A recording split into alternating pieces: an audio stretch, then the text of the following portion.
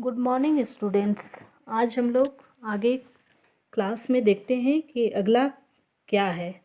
जो मैं पीछे छोड़ दी थी अस्थायी और राजनीतिक कार्यपालिका, ये कंप्लीट हो चुका है। उसके आगे आता है दूसरा नंबर में नाम मात्र व वास्तविक कार्यपालिका या नॉमिनल एंड रियल एग्जीक्यूटिव। यह क्या है, तो इसके बारे में जानेंगे। नाम मात्र और वास्तविक कार्यपालिका का स्वरूप निम्न प्रकार का है। तो सबसे पहले हम लोग देखेंगे नाम मात्र की कार्यपालिका, नॉमिनल एग्जीक्यूटिव, यह क्या है। चलिए देखते हैं आगे। जिसको संविधान या कानून के द्वारा सरकार की सभी शक्तियां प्रदान की गई हो, परंतु व्यवहार में वह उनका प्रयोग ना कर सके, उसे नाम मात्र की कार्यपालिका कहते हैं। ब्रिटेन की महारानी और भारत के राष्ट्रपति इसके उदाहरण हैं। कहने का मतलब है राष्ट्रपति सभी काम को करता है, लेकिन वह अपने इच्छा के अनुसार से नहीं कर सकता है जब तक वह प्रधानमंत्री का सलाह नहीं ले लेता है, इसलिए उसे नाम मात्र का कार्यपालिका कहा गया है। ऐसी कार्यपालिका में सरकार के सभी काम उसके नाम पर होते हैं, लेकिन उसे स्वयं उन कामों की कोई जानकारी होना जरूरी नहीं होता, क्योंकि शक्तियों के प्रयोग की जिम्मेदारी उसकी नहीं होती है। दूसरा है वास्तविक कार्यपालिका, रियल एग्जीक्यूटिव। यह क्या है। वह इकाई जो नाम मात्र की कार्यपालिका की शक्तियों का व्यवहार में प्रयोग करती हो, उसे वास्तविक कार्यपालिका कहते हैं। संपूर्ण प्रशासनिक कार्यों की जिम्मेदारी इसी कार्यपालिका की होती है।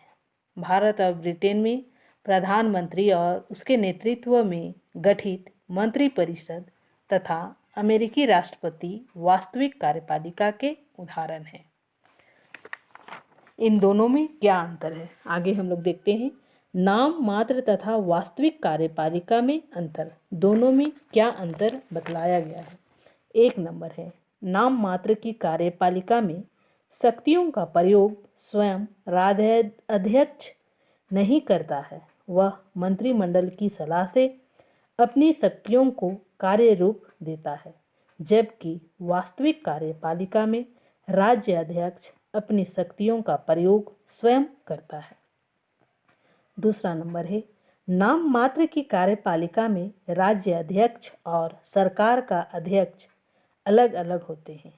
राज्य का अध्यक्ष राजा, रानी, राष्ट्रपति हो सकता है, जबकि सरकार का अध्यक्ष प्रधानमंत्री होता है। वही वास्तविक कार्यपालिका में सरकार तथा राज्य का अध्यक्ष राष्ट्रपति होता है। अमेरिका इसका ज्वलंत उदाहरण है। तीसरा नंबर, नाम मात्र की कार्यपालिका संसदीय शासन प्रणाली वाले राज्य में पाई जाती है, जबकि वास्तविक कार्यपालिका अध्यक्षात्मक शासन प्रणाली में पाई जाती है। चौथा नंबर है, नाम मात्र की कार्यपालिका में सारे काम अध्यक्ष राजा रानी के नाम से प्रधानमंत्री द्वारा किया जाता है, परंतु उन सारे कार्यों की जानकारी राष्ट्रपति को ऐसा जरूरी नहीं है, राष्ट्रपति को हो ऐसा जरूरी नहीं है। वही वास्तविक कार्यपालिका में संपूर्ण कार्यों की जानकारी राष्ट्रपति को होती है, वह अपने विवेक से निर्णय लेता है। तो बच्चों, यह था नाम मात्र तथा वास्तविक कार्यपालिका में अंतर।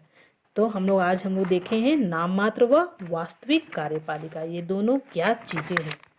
अगला आता है आपका तीसरा नंबर में एकल व बहुल कार्यपालिका।